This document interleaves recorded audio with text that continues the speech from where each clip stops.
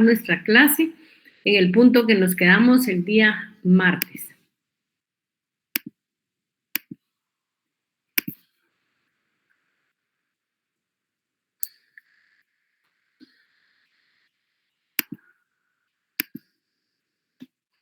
Vamos a continuar hablando de lo que son los gastos públicos y vamos a entrar a lo que es la clasificación de los recursos públicos, que es un tema muy importante porque, como yo les decía, el Estado, a través de su poder imperio, cobra impuestos y para eso ha delegado a la Superintendencia de Administración Tributaria, quien traslada a la banca del Estado todos esos recursos, y ahí precisamente ya no son impuestos, sino son los recursos que tiene el Estado para poder satisfacer las necesidades de la población. Ahora, ¿cómo es que se pueden clasificar esos recursos? Existe en la doctrina una gran gama de clasificaciones de recurso público y esto va a ser dependiendo de cada autor que estudie el tema. Esto por la misma amplitud de la materia que tratamos, pero únicamente analizaremos la clasificación que consideramos más completa y que más adelante se los voy a indicar. Para iniciar el estudio de esta clasificación de una manera ordenada y congruente, partiremos del origen etimológico de la palabra recurso, de la palabra objetivo, que significa lo perteneciente al objeto en sí y no a nuestro modo de pensar y de sentir. Lo anterior llega a determinar que la clasificación que estudiaremos está relacionada con el objeto de los recursos. Por su parte, el tratadista Guillermo Cabanelas, que si ustedes recuerdan tiene un diccionario, que es el famoso diccionario jurídico de Guillermo Cabanelas, él nos indica que el objetivo es lo concerniente al objeto, lo fundado en causas extrañas o materiales de lo interno, de lo personal. Si ustedes miran esta lámina, se van a dar cuenta que aquí prácticamente hay tres clasificaciones. En primer lugar, la primera clasificación es objetiva y se refiere al objeto por su carácter eventual o permanente, y estos pueden ser ordinarios y extraordinarios. Por su fundamento jurídico se pueden dividir en originarios derivados en especie y en dinero. Y atendiendo la clasificación subjetiva, o sea, la clasificación del objeto, esta se va a dividir en recursos provenientes de la soberanía o del poder imperio del Estado y recursos provenientes de los bienes y actividades del Estado. Esta es la lámina de la clasificación de los recursos. La primera clasificación que nosotros vamos a estudiar es la objetiva y es la primera subdivisión la que la divide en fundamento jurídico, ¿sí? ¿Alguien activó su micrófono? Entonces, regresemos. Vamos a ver la clasificación objetiva según su fundamento jurídico y esta se divide en originarios y derivados. ¿Cuándo son los recursos originarios? Estos son los ingresos que tienen su origen en la actividad que realiza el Estado con su propio patrimonio, como consecuencia de la explotación directa o indirecta, es decir, que el Estado obtiene esos recursos a través de su propia actividad, la cual puede ser, la actividad del Estado puede ser económica, puede ser industrial, puede ser turística y puede ser agrícola. Normalmente esta actividad está regulada por normas de derecho privado. Por ejemplo, las fincas nacionales que tiene el Estado, cuando la empresa eléctrica pertenecía al Estado. Ustedes saben que hoy no, hoy lo único que tiene son acciones. Y en la actualidad, la portuaria Santo Tomás de Castilla. Son empresas que prestan servicios a la comunidad, empresas que pueden ser estatales o mixtas y a la vez generan ganancias y recursos al Estado. Esa es la que abarca la primera clasificación. Ahora está la segunda, derivados. Entonces, si ustedes me permiten a mí hacerles una observación bien sencilla, la originario es que en origen lo tiene el Estado. ¿Y por qué lo tienen en origen? Porque son sus bienes, atendiendo esa clasificación más generalizada que nosotros conocemos. Y esa división más generalizada es la que la divide en bienes muebles y bienes inmuebles. Ahora vamos a ver los derivados, o sea, cuáles son esos recursos derivados. Son aquellos ingresos que el Estado percibe de los particulares. Son producto de la existencia de leyes tributarias que el Estado ha impuesto a los particulares para gravar su economía, actuando el Estado en ejercicio de su poder imperio, o sea, el poder imperio de que está dotado el Estado y que le permite apoderarse de una parte de la economía de los particulares. No se le obliga a dar una contraprestación a cambio, y esta forma de obtener ingresos está regulada por normas legales de derecho. Aquí es importante hacer un recordatorio que el jus imperio tiene su origen en normas constitucionales. Y esas normas constitucionales están desarrolladas en nuestra Constitución Política de la República de Guatemala. Y aquí volvemos nosotros a hacer referencia al artículo 135, inciso D, que señala como un deber cívico de los guatemaltecos el contribuir a los gastos públicos en la forma prescrita en la ley. ¿Y cómo es que yo contribuyo al gasto público en la forma prescrita en la ley? Pues básicamente yo, como lo hago, es pagando mis impuestos. Es importante recordar también que estos recursos constituyen los más importantes ingresos para el fisco. Yo les he dicho a ustedes que un 85% de lo que el Estado recauda le provienen del pago de los impuestos y se regulan por normas de derecho público y se conocen con el nombre de impuestos. Si ustedes se recuerdan, nosotros dijimos que los tributos se dividían en impuestos, en arbitrios, en tasas y en contribuciones especiales. Entonces, lógicamente, los que interesan aquí es uno de esa división, que son los impuestos. ¿Dudas, preguntas, comentarios? ¿Dudas, preguntas, comentarios? ¿Están ahí o ya se durmieron? Buenas tardes, licenciadas, y aquí estamos. Muchas gracias. Licenciada. ¿Qué manda? Disculpe la molestia. Yo tengo una pregunta. Con respecto a la división que acaba de mencionar, ¿las tasas son lo mismo que las contribuciones por mejoras? Es que yo estaba leyendo un artículo y decía que dividía, no aparecía nada de tasas, solo decía... No, es que mire, hemos repetido varias veces esto. Dentro del Código Tributario, cuando se habla de la clasificación de los tributos, nos habla de arbitrios, impuestos, contribuciones especiales y contribuciones por mejoras. No incluye las tasas. Pero usted sabe que las tasas existen y son cobradas por la municipalidad.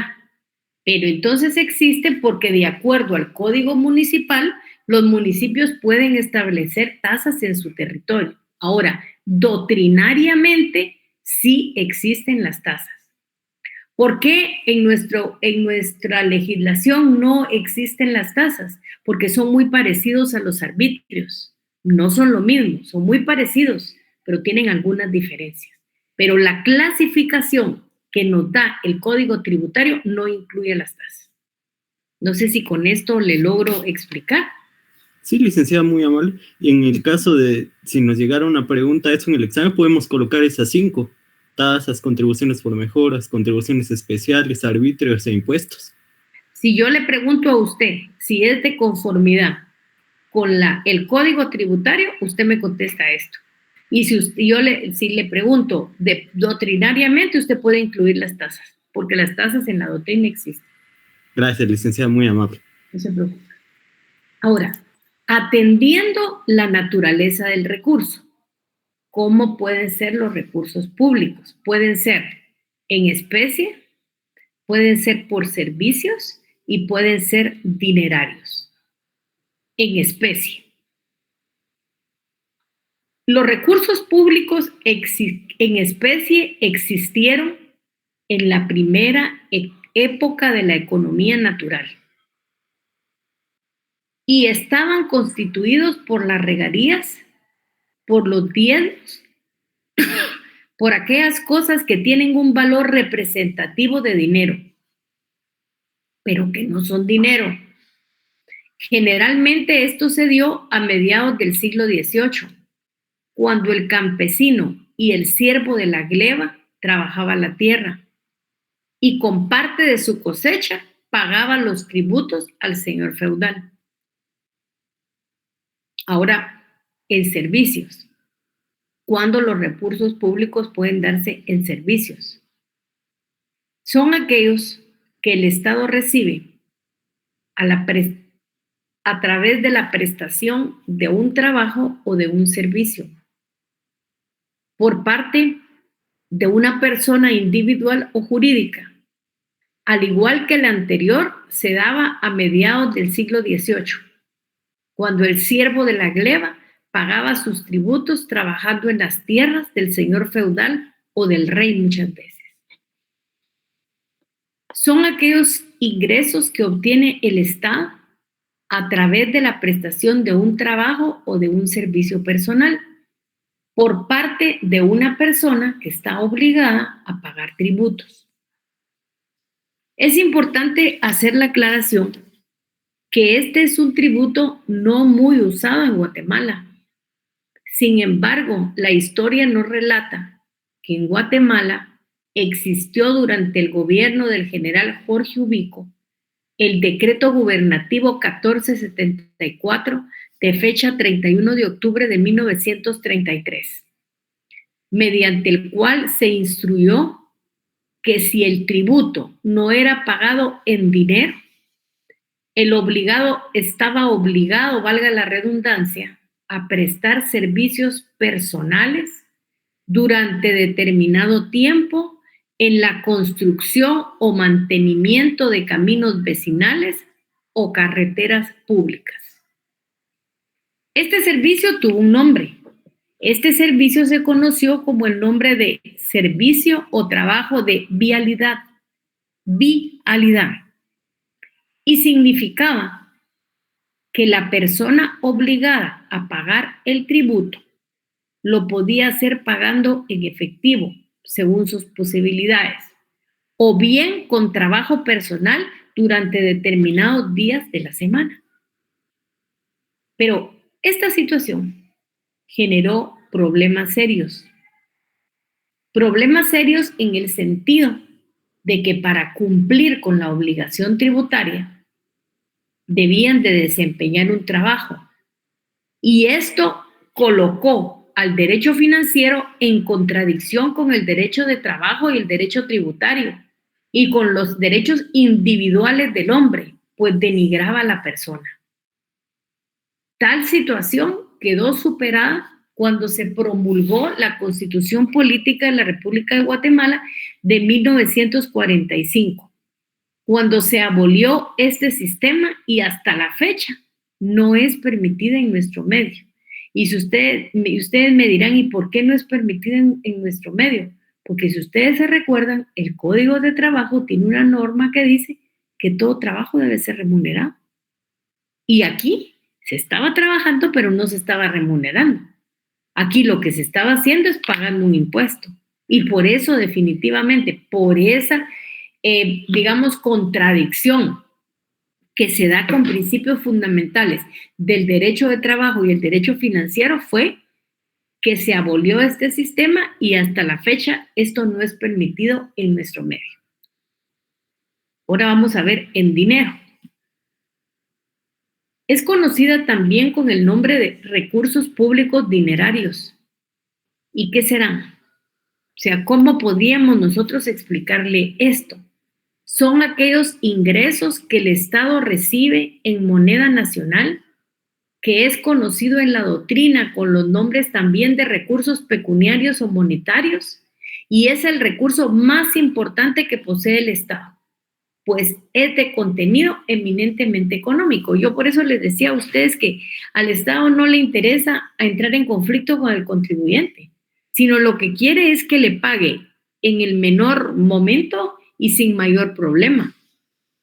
Ahora, ya cuando tiene que irse a un contencioso tributario el contribuyente, eso es pérdida para el Estado. O sea, el Estado lo que le interesa es que le paguen lo más pronto posible los tributos sin meterse a ese tipo de situaciones. Y si todavía llegamos a un proceso económico coactivo, esto es mucho más problemático. Porque para la realización de la actividad financiera del Estado se requiere de dinero en efectivo para poder cumplir con los fines propuestos, y de ahí que los recursos que debe obtener deben de ser monetarios. En Guatemala todos los tributos existentes los pagamos en dinero, porque ustedes saben que no existe el recurso en especie o en servicio. Ahora vamos a hablar según el carácter eventual o permanente de los recursos. Y en primer lugar tenemos los recursos ordinarios. Y ahí también tenemos los recursos extraordinarios. Pero ahora vamos a ver de qué se trata o cuáles son los recursos ordinarios. Pero antes quisiera preguntarles si hasta lo que vamos tienen alguna duda, algún comentario, algo que no les ha quedado claro. Entonces, los recursos ordinarios son aquellos ingresos que se perciben regularmente, que se recaudan en forma normal y permanente en cada ejercicio fiscal. El Estado, cada año, de conformidad con la ley, debe aprobar su presupuesto, debiendo en un presupuesto bien establecido cubrir enteramente los gastos ordinarios que tiene el Estado y que se refieren generalmente a los servicios públicos. O sea, pues, que son los ingresos con los que el Estado cuenta que va a recaudar en el ejercicio fiscal siguiente por su propia permanencia. Por ejemplo, impuesto sobre la renta, impuesto, aquí es territorial, pero el impuesto territorial ya no existe, lo vamos a componer, impuesto único sobre inmuebles, impuesto único sobre inmuebles, inmuebles,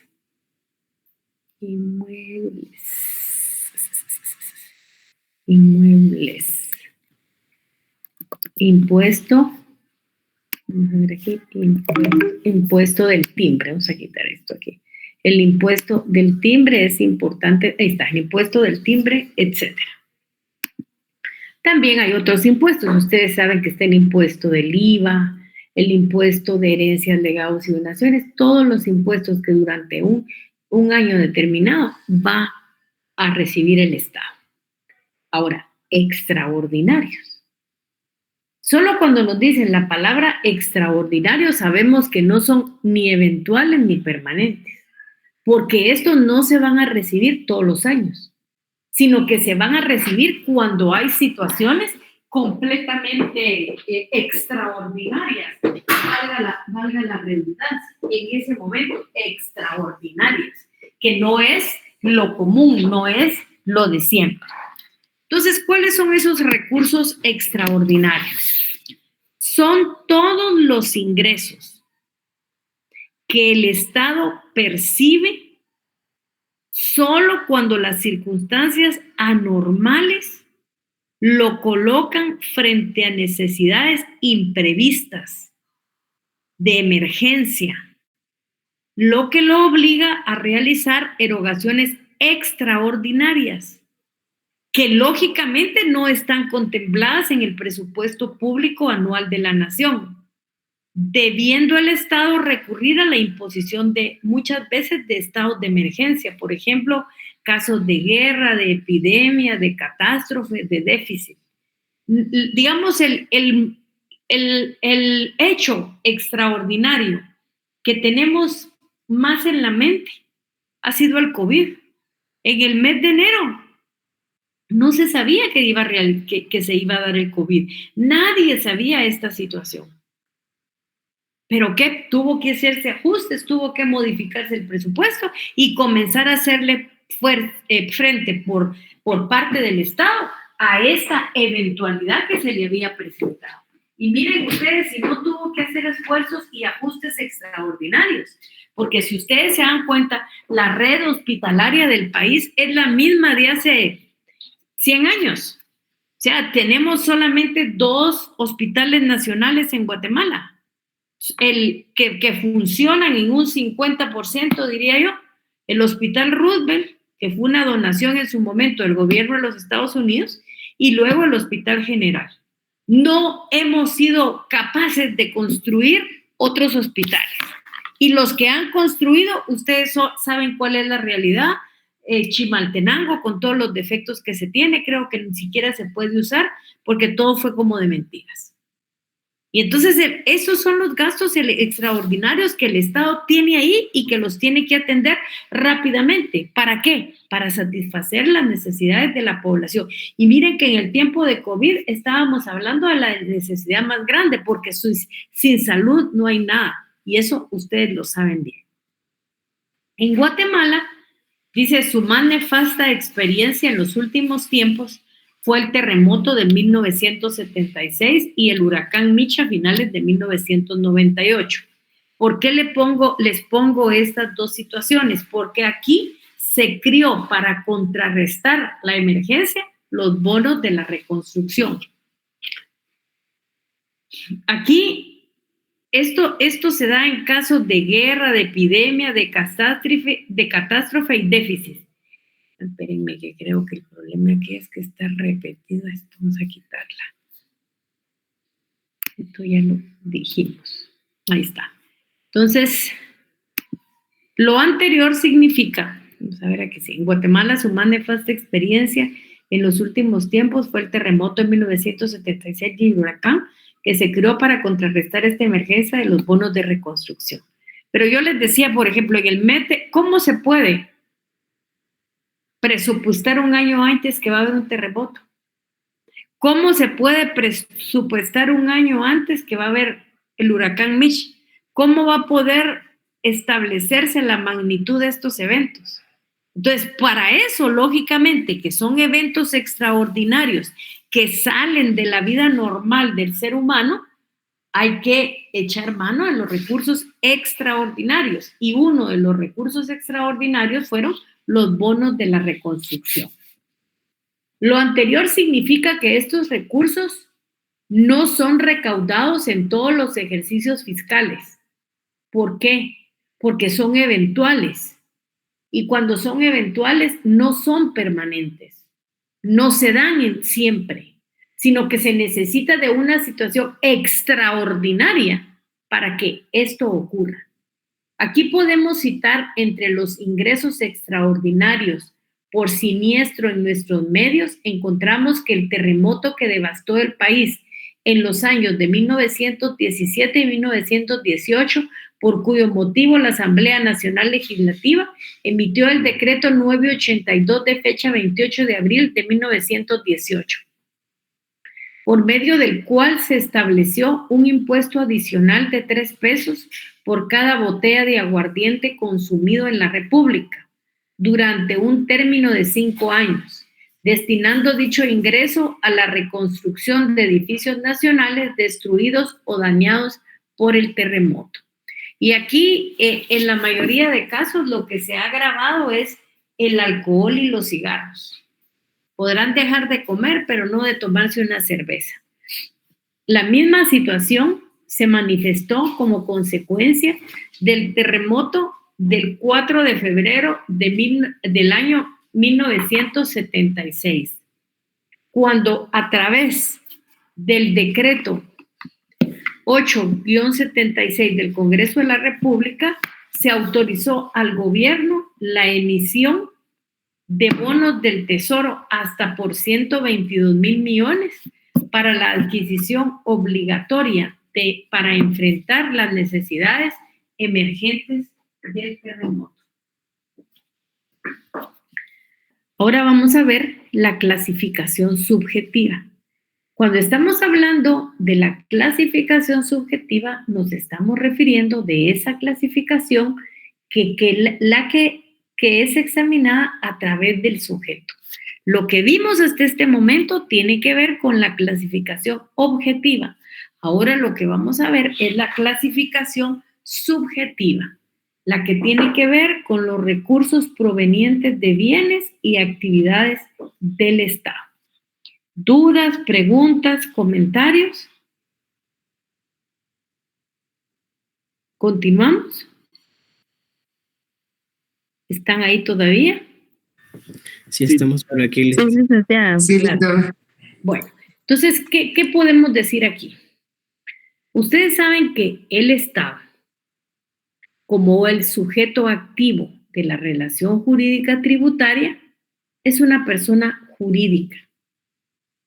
Esa persona jurídica es titular de derechos sobre bienes, ya sea bienes muebles o bienes inmuebles, porque esta es la clasificación más general que nosotros conocemos. Y por su misma calidad, ejerce funciones o actividades que le producen recursos.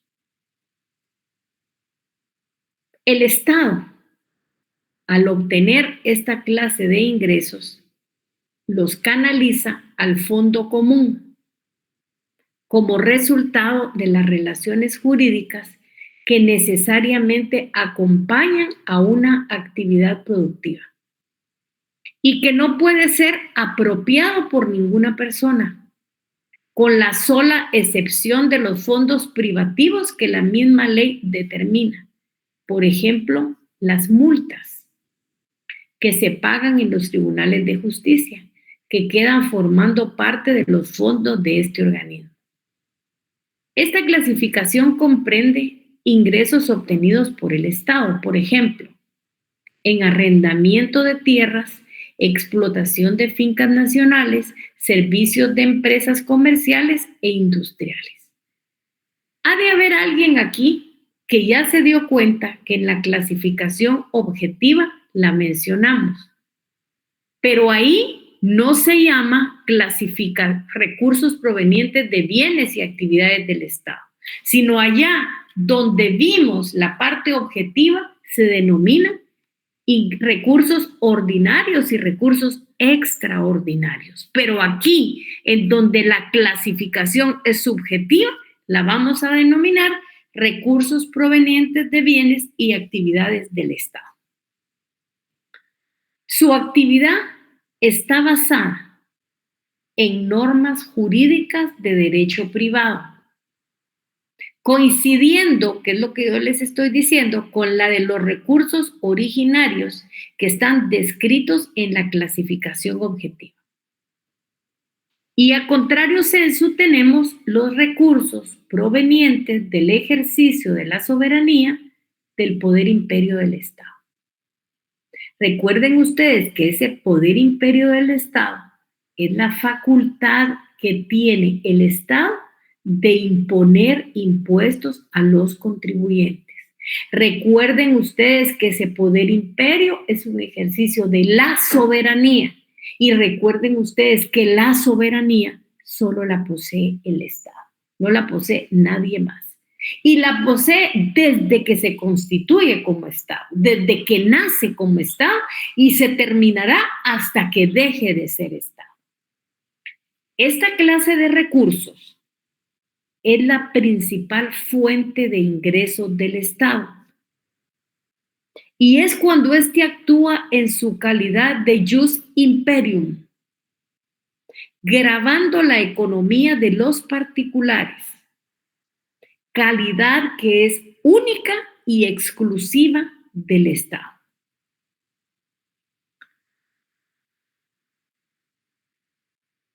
El poder imponer los tributos a través de la diversidad de leyes tributarias existentes es hacer uso del poder imperio del Estado. Y aquí tenemos que considerar que están incluidos en esta forma de obtener ingresos por parte del Estado, además de los tributos, todas aquellas formas en las cuales el Estado actúa imponiendo su voluntad sobre la economía de los particulares. Aquí vamos a traer a colación lo que dice Amoros, y él dice: el poder tributario aparece como la exteriorización de la soberanía. El poder impositivo, ¿qué es? El poder impositivo constituye una atribución a una calidad inherente del Estado. ¿Qué le permite? Le permite obtener los recursos necesarios para satisfacer las necesidades colectivas. Naturalmente, no solo los tributos pueden situarse dentro de esa potestad, sino en general todas las formas de obtener fondos, principalmente dinerarios, de las economías particulares o extraterritoriales. Pues sabemos que en ejercicio de la soberanía del Estado puede contratar préstamos en el exterior. Su soberanía en este caso se traduce en el uso que le da a su crédito, a su capacidad de endeudarse frente a otras soberanías. El poder imperio ejercitado a través de la tributación, el poder imperio ejercitado a través del cobro de los impuestos, también lo utiliza el Estado en otras relaciones, frente a los particulares, con un fin primordial, con el fin de agenciarse de los medios o recursos que estime necesarios. Esta forma de obtención de recursos está regulada por normas jurídicas de derecho público. Y aquí, ¿cuáles son estos? En primer lugar, los tributos. Y aquí decimos, legalmente los tributos se dividen en impuestos, tasas, arbitrios y contribuciones especiales. Perdón. Desde el punto de vista de la ley, son arbitrios, contribuciones especiales, contribuciones por mejoras e impuestos. Y en la doctrina, desde el aspecto doctrinario, agregamos las tasas. Luego tenemos la potestad de la emisión de billete y de moneda. Eso está en la ley monetaria. Y a quien le corresponde es a la Junta Monetaria a través del Banco de Guatemala. También aquí se habla de monopolios financieros y administrativos. Por ejemplo, las loterías y la pólvora. O sea, las licencias de producción de pólvora tienen que ver con esos monopolios financieros y administrativos. Y aquí nos terminaríamos el punto número 4 y vamos a comenzar el punto número 5. El examen, porque se recuerdan que ustedes ya comienzan los exámenes el día lunes, creo. Vamos a evaluar hasta el punto número 4. El examen lo vamos a evaluar hasta el punto número 4. A nosotros nos toca jueves 27. O no sé si tienen alguna noticia de ustedes de cuándo nos toque. Sí, licenciada, es el jueves. Así es. ¿En qué horario de clase lo vamos a hacer? Vamos a esperar a que nos digan las aulas, pero lo vamos a hacer el examen comienza a las 5:30 y lo terminamos a las 7 menos cuarto. de 5:30 a 7:45. No puedo comenzarlo a las 6 de la tarde porque no les daría tiempo a terminar. Entonces, el examen es en el periodo de clase, de 5:30. Les pido de favor que ya estén organizaditos a las 5:30 para que esto sea un poco más rápido y que no tengamos ningún problema. No sé si hay aquí alguna pregunta, algún comentario. Licenciada, buenas noches. Sí, buenas noches. Disculpe una pregunta. Como el licenciado nos compartió hasta el punto número 3. Sí, pero hoy les voy a compartir, hoy como terminamos el número 4, les va a compartir el número 4. Yo no sé si el licenciado está entre las personas que están aquí en la clase. Muchas gracias. Doctora. Entonces usted me hace favor de pasarles el punto número 4, si es tan amable. Con todo gusto, claro que sí. Bueno, muchas gracias. ¿Alguna otra pregunta? ¿Sí? Licenciada, buenas tardes. Buenas tardes.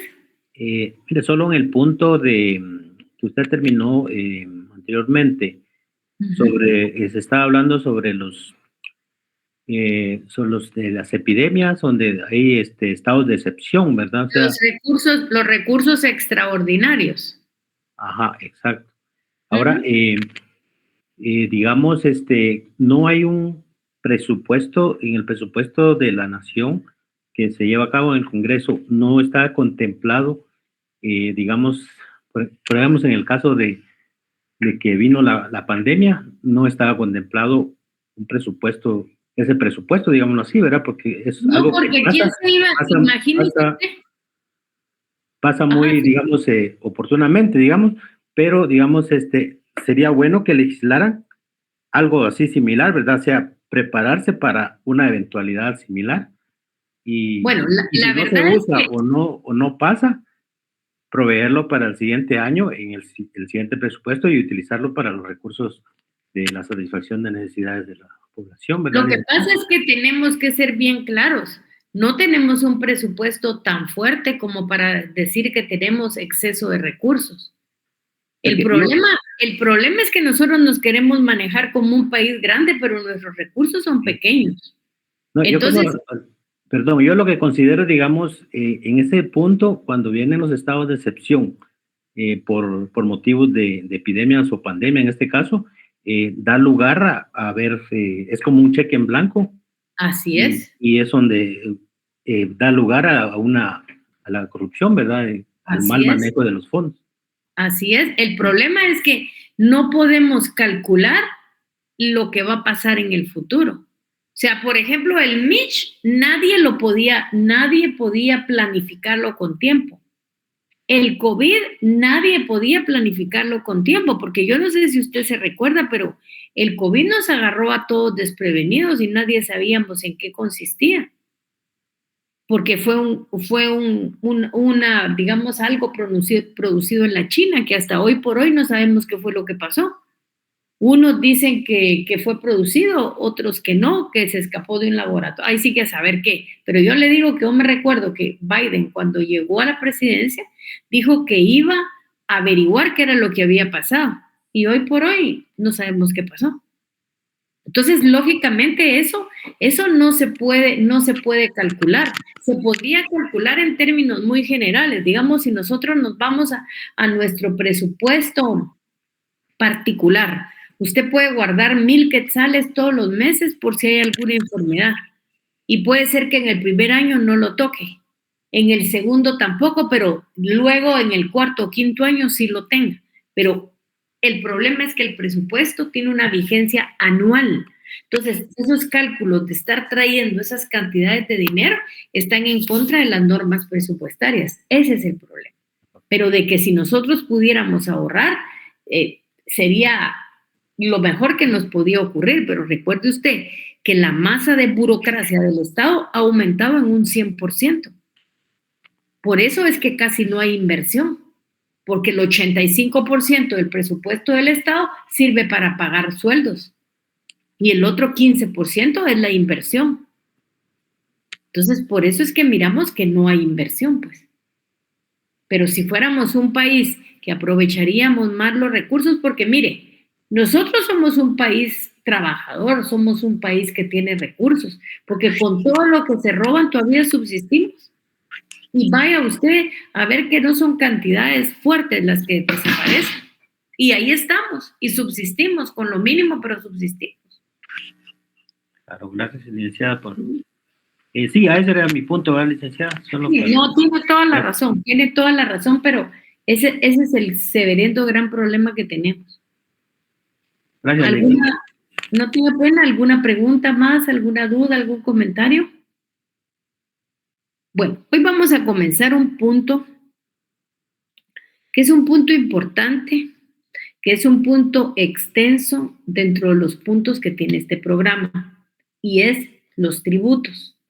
Porque si nosotros nos vamos a esa clasificación que está contenida en el Código Tributario, se van a dar cuenta que los tributos se dividen en impuestos, en arbitrios, en contribuciones especiales y contribuciones por mejoras. Los impuestos, su percepción le corresponde al Estado, con una excepción, con la excepción del impuesto único sobre inmuebles, que a pesar de ser un impuesto, lo cobran las municipalidades que tienen organizado el catastro. Y lo demás, los arbitrios, las contribuciones especiales y las contribuciones por mejoras, tienen percepción en el ámbito municipal. Las municipalidades usan esas figuras.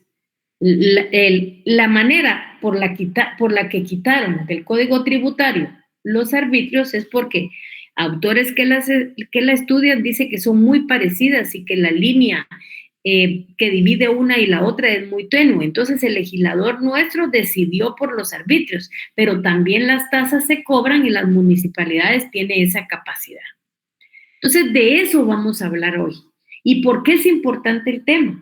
El tema es importante porque la mayoría de los recursos que el Estado obtiene para poder satisfacer las necesidades de la población le proviene fundamentalmente del cobro de los impuestos. Tributos, esa palabra tributo. Así que cuando ustedes oyen tributos, oyen algo que puede dividirse en impuestos, en arbitrios, en contribuciones especiales y contribuciones por mejora. Doctrinariamente están las tasas. Viene del latín tu, que significa lo que se tributa. También significa tributo, contribución, impuesto. Por lo que nosotros podemos concluir que es lo que se tributa al Estado o a corporaciones públicas. Es la carga que nosotros tenemos. Ya se recordarán ustedes que el artículo 135 de nuestra Constitución Política de la República de Guatemala dice que nosotros debemos de contribuir al gasto público. Y nosotros hemos determinado que contribuimos al gasto público cuando pagamos impuestos. Si en el camino se les va presentando las dudas, no tengan pena, vayan haciéndolas, que esto es importante. Los tributos, desde el punto de vista de las finanzas públicas, ¿qué son? Y al respecto nos da una definición Héctor Villegas. ¿Qué dice Héctor Villegas? Héctor Villegas dice que son las prestaciones obligatorias, generalmente en dinero, exigidas por el Estado en virtud de su potestad imperio, para atender sus necesidades y realizar sus fines. Y los fines los dividen ellos en políticos, económicos y sociales. Y es lo que nosotros hemos venido repitiendo a lo largo de todos estos días. Son obligatorias las prestaciones. Si no fueran obligatorias, en donde el Estado hace uso de su poder imperio, yo les pregunto a ustedes, ¿cuántos de ustedes quisieran pagar impuestos? ¿Cuántos? Yo estoy más que segura que la mayoría diría no. ¿Por qué? Porque es sacar del dinero que se ganan, que les cuesta ganarse, para contribuir con los gastos del Estado. Y cuando ustedes miran que no les satisface las necesidades a la población, como que entramos en una etapa como de duda que no nos gusta atender. En la antigüedad, el tributo tenía distintos significados. Y el primer significado que tenía era reparaciones, reparar. Se imponían a los vencidos en las guerras o gabelas. Y ahí se obligaba a pagar a los pueblos conquistados. Recuerden ustedes que ese tema lo vimos nosotros en la hacienda pública y vimos que existía la hacienda parasitaria, en donde se obtenían los fondos objeto de una guerra. Esa es la primera manera en que se vieron los tributos, como una reparación que se imponían a los vencidos en las guerras o gabelas, que se obligaba a pagar a los pueblos conquistados. Y miren ahora que ya viene esta época de la Semana Santa, si no se van a la playa, procuren ver las películas de los romanos, los fenicios, y que tuvieron su escenario en Europa. Ahí se van a dar cuenta ustedes que el que perdía y era vencido en la guerra tenía que pagarle a los pueblos conquistados. Los tributos tuvieron su origen en el estado feudal, aunque se hablaba de los mismos desde el estado antiguo, en donde ya en Egipto se pagaban tributos en el tiempo de Ptolomeo. Ustedes me preguntarán, ¿y qué tributos eran los que se pagaban? Había un gravamen sobre los consumos y los réditos. En Grecia ubiquémonos nosotros en el tiempo de Pericles, donde se aplicaba una especie de impuesto progresivo a la renta, que hoy por hoy sigue siendo el antecedente del impuesto sobre la renta. En Roma, ahí ubiquémonos en la época de Julio César. Hubo diferentes contribuciones importantes que han sido antecedentes de gravámenes actuales. La liturgia, la 20ª Hereditatis Romana y el catastro florentino. En el transcurso de la evolución política y jurídica occidental, los tributos del Estado contemporáneo acentuaron sus caracteres propios y se diferenciaron cada vez más de otros ingresos públicos. ¿Cuáles son los antecedentes de los impuestos que tenemos en nuestro medio? Vamos a parar un poquito. Preguntas, comentarios, dudas, ¿todo bien? ¿O necesitan algo que les vuelva a explicar? Todo bien, así me dan chancecito de tomar agua. Los antecedentes de los impuestos en nuestro medio. Las sociedades precolombinas de América también conocieron los tributos. Denme un momentito, vamos a suspender la clase un momento. Por un momentito, solo quiero hacerle la salvedad. Han estado preguntándome que si el trabajo de los laboratorios es a mano. Si es a mano, y por favor identifiquen cada laboratorio, nombre, sección y carnet. Hemos tenido el problema en años anteriores que no los identifican y lamentablemente a veces no se les puede ponderar nota. Esta nota va adjunta o sumada al examen del segundo parcial. Si ustedes bien se recuerda, la doctora dijo de que el examen iba a ser sobre 30, el segundo parcial. Los otros 10 puntos corresponden al laboratorio. Entonces hago la salvedad para que ustedes tomen nota y lo comenten con sus demás compañeros. De igual forma, ahí tenemos a Andersy que nos va a apoyar como monitora. Gracias. Siga platicando, no tenga pena. Gracias por... Gracias, ahí estamos, doctora. Bueno, perfecto. Los mayas, porque nosotros tenemos a los mayas, que es nuestro orgullo. O sea, una civilización tan avanzada, no tenemos que ir tan lejos para poder encontrarlos y presumir de ellos. Y aquí en los mayas esto se dio en el periodo posclásico. Existió un supremo gobernante que se le llamaba Galach Binich. Habían jefes locales y estaba el clero. habían grandes masas de agricultores que se dedicaban al cultivo del maíz. Y ellos no solamente tenían que someterse a sí mismos, sino también a este supremo gobernante. Esos agricultores construyeron grandes centros ceremoniales, las carreteras elevadas de piedra que conectaban las ciudades más importantes. La clase baja de la sociedad maya también tributaba al supremo gobernante, llamado Halachvinich, porque si ustedes se dan cuenta, nosotros tenemos un como chiste y decimos que los que más tienen no pagan tributos. Eso es mentira. Miren ustedes si ha podido la SAT obligar a la terminal a que dé facturas. Díganme ustedes si cuando hacen una fiscalización se animan a llegar a los de la SAT.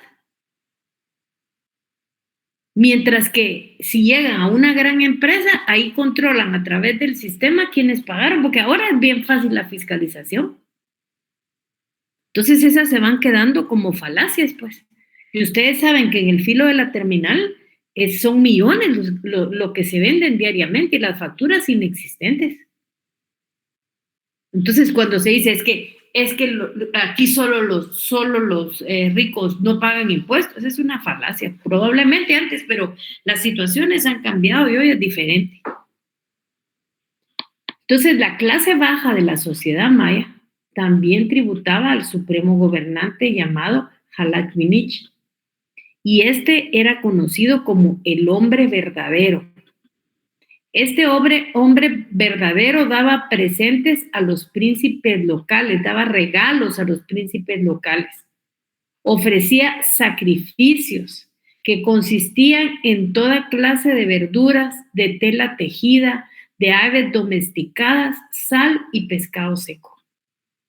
También se tributó con cacao, con incienso, con miel, con cera, con collares de jade y coral, así como con conchas. Otra forma de tributación consistió en el trabajo de los esclavos, que eran los pueblos conquistados por medio de la guerra, de lo cual tratan ampliamente los anales de los cachiqueles y el propio Popol Vuh. Nosotros tenemos una etapa muy importante que se dio en la etapa colonial y que lógicamente el escenario principal fue la antigua Guatemala después de todas las ciudades destruidas anteriormente. Aquí se inició la explotación y la esclavización de los indígenas por los conquistadores españoles mediante el sistema conocido como la encomienda. ¿Qué era la encomienda?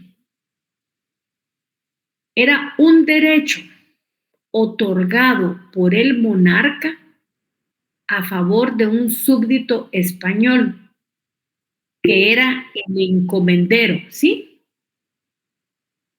¿Alguien activó su micrófono? Era el encomendero, con el objeto de que éste percibiera los tributos o los trabajos que los súbditos indios debían pagarle a la monarquía. La corona española no se ocupó de coparticipar en los excedentes agrícolas generados por las poblaciones indígenas, en la medida que contó con el quinto real. ¿Qué era el quinto real? Pues el quinto real era un impuesto que consistía en la quinta parte de la producción mineral.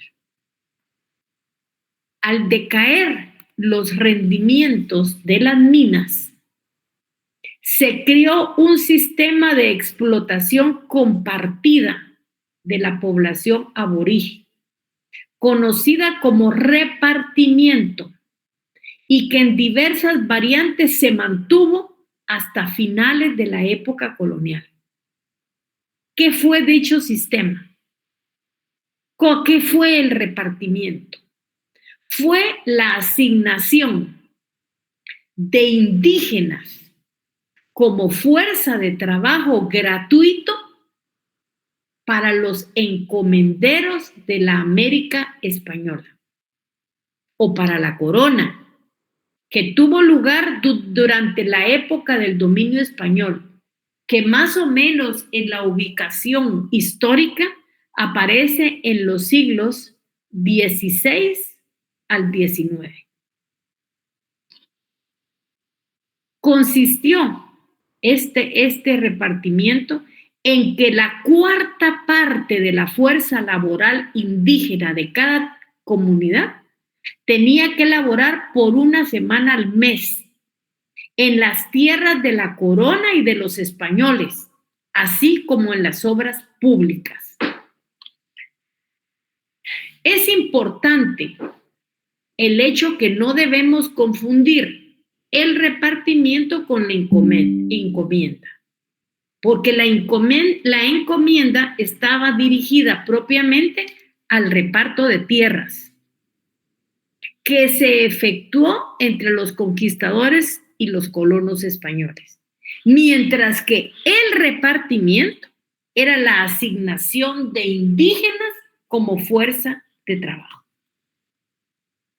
Lo que sí debemos nosotros considerar, lo que sí debemos de tomar en cuenta, es que las dos instituciones, tanto la encomienda como el repartimiento, estaban estrechamente ligadas y tenían su origen en el sistema utilizado para repoblar el valle de Guadalquivir, que se le llamaba de esa manera a la península ibérica.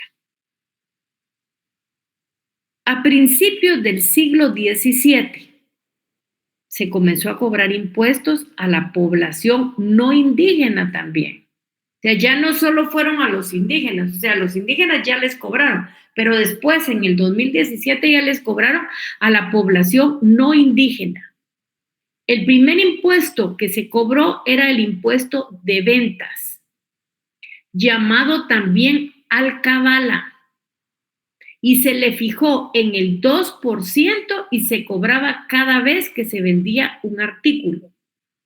También se le aplicó a las ventas. Si lógicamente ustedes se dan cuenta de esto tiene como un antecedente el IVA, porque en el IVA se cobra el 12% cada vez que se vende un artículo. Lógicamente ahí se le llamaba impuesto de ventas, que en ese momento también se le llamó alcabala. Ojo, no se vayan a confundir, porque nosotros sí tuvimos un impuesto de alcabala, pero el impuesto tenía que ver con un impuesto territorial, que fue sustituido por el impuesto único sobre inmuebles. También se cobraba un impuesto llamado de barbolento, que era el 1% con el propósito de mantener la flota costera del Caribe en buenas condiciones. ¿Y cómo no querían mantener esa flota costera en buenas condiciones si tenía que ir de Guatemala a España y de España a Guatemala? ¿Por qué? Porque era la manera en donde se estaban llevando los españoles o los encomenderos todo el dinero.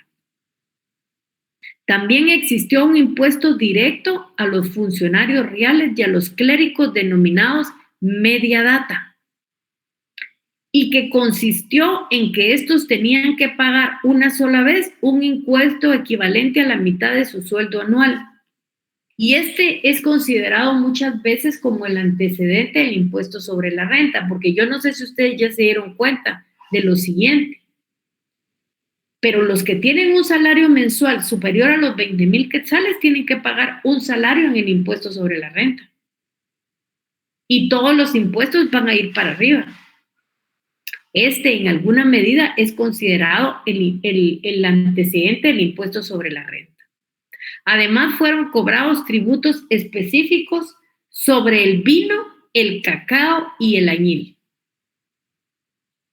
Al momento de su independencia, la situación hacendaria de Centroamérica era deplorable.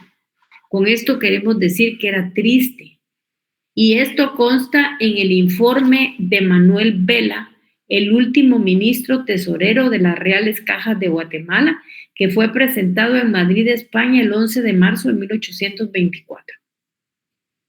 Aquí el funcionario informó a la corona española que desde hace muchos años antes los ingresos eran bastante inferiores a los gastos, a tal grado que solamente encontró en caja efectiva 60 pesos y medio real. O sea, ya aquí existía ya la figura del déficit. Y lógicamente estimaron que el déficit anual de las finanzas públicas ascendía a 92.743 pesos anuales, lo que era equivalente casi el 40% de los ingresos totales anuales. Dicho déficit era cubierto por la tesorería de la Nueva España, México, que anualmente remitía a Guatemala 100,000 pesos. Con toda esta gama de antecedentes de la historia de los tributos, creo que nosotros muy bien podemos definir ahora qué es un tributo. Y vamos a tomar nosotros la definición que al respecto tiene Giuliani Fonrush. Y él dice, tributo es una prestación obligatoria, comúnmente en dinero, exigida por el Estado en virtud del poder imperio. Hay otra definición en donde él engargola tal vez mucho más la definición y dice, es una cuota de la economía o patrimonio de un sujeto particular que está obligado a entregar. Ustedes saben que en su momento hubo un modelo de código tributario para América Latina. Ese código fue tomado por la mayoría de países de Latinoamérica. Por eso, si ustedes se dan cuenta, en México también hay SAT, pero ahí es secretaría. ¿Por qué? Porque los nombres que se daban como sugerencia para imponerle a la autoridad administrativa tributaria era precisamente que se abreviara SAT. Y este modelo se tomó y se repite en muchos países de América Latina. Entonces, el concepto que traía este modelo de código tributario decía que los tributos son las prestaciones en dinero que el Estado, en ejercicio de su poder imperio, exige con el objeto de obtener recursos para el cumplimiento de sus fines. Así podemos definir nosotros el tributo. Ustedes van a encontrar que hay definición de tributos como autores escriban. Otra definición dice que son las prestaciones pecuniarias que el Estado o ente público autorizada al efecto por aquel en virtud de su soberanía territorial exige de sujetos económicos sometidos a la misma. Y aquí nos vamos a qué dice el artículo 9 del Código Tributario vigente en nuestro país y dice que son tributos las prestaciones comúnmente en dinero que el Estado exige en ejercicio de su poder imperio con el objeto de obtener recursos en el cumplimiento de sus fines. Aquí era exactamente lo que decía el modelo de código tributario. Ahora, la clasificación que tiene mayor aceptación tanto en la doctrina como en las legislaciones vigentes es la que divide los tributos en impuestos, en tasas, en arbitrios y en contribuciones especiales. Estas categorías no son sino especies de un mismo género y la diferencia se justifica por razones políticas, técnicas y jurídicas. No solo las facultades de las distintas esferas del poder dependen de esta clasificación en algunos países, sino que además los tributos tienen peculiaridades muy individuales, muy individualizantes. Digamos, por ejemplo, el artículo 10 del Código Tributario dice que los tributos se dividen en impuestos, en arbitrios, contribuciones especiales y contribuciones por mejoras. O sea, nosotros en nuestro Código Tributario no incluimos a las tasas. Pero ustedes van a una municipalidad y las tasas existen. Claro, existen en la doctrina, pero aquí se tuvo una consideración bárbara porque se creía que la diferencia entre arbitrios y tasas era mínima Y por eso se pensó en incluir a los arbitrios, pero no se pensó que las tasas también existían en nuestro medio. Ahora, ¿para qué son y para qué sirven los tributos? Sirven para que el Estado pueda cumplir con sus fines y satisfaga las necesidades de la población y que garantice la vida, la libertad, la justicia, la seguridad, la paz y el desarrollo integral de todos los guatemaltecos. Porque para eso necesita disponer de recursos, necesita disponer de dinero, y el dinero viene de la captación de los recursos que el Estado cobra. Y aquí nos vamos al artículo 2 de la Constitución Política de la República de Guatemala. A ver, ¿qué dice el artículo 2? El artículo 2 dice, el artículo 2 dice, deberes del Estado. Es deber del Estado garantizar a los habitantes de la República la vida, la libertad, la justicia, la seguridad, la paz y el desarrollo integral de la persona. O sea, el Estado tiene que cumplir no porque el Estado nos esté haciendo un favor, porque hay una norma constitucional que así lo dice. Solo el Estado puede decretar tributos. El sistema tributario debe de ser justo y equitativo y debe de ser de conformidad con la ley. ¿Cómo se dividen los tributos? De conformidad con el Código Tributario, en impuestos, en tasas, en arbitrios y en contribuciones especiales. ¿Dudas, preguntas, comentarios?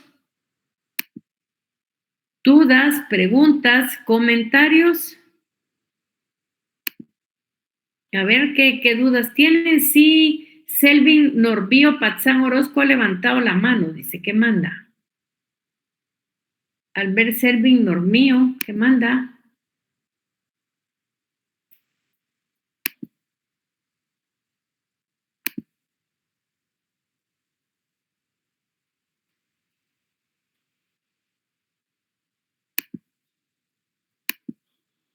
Bueno, entonces, ¿qué? Se levantó sin querer. Se levantó. Bueno, ¿tienen alguna duda, alguna pregunta, algún comentario? Bueno, si no es así, entonces dejamos por el día de hoy la clase aquí y ahí se recuerdan que el martes, como están en exámenes, no va a haber clases, sino que ustedes se están preparando para sus exámenes, porque tengo entendido que comienzan el lunes, ¿verdad? ¿Cuándo comienzan los exámenes? El martes. El martes, cabalmente. Bueno, entonces nosotros nos vemos hasta el día jueves y les deseo lo mejor, mucha suerte, que Dios los cuide. Pasen feliz tarde.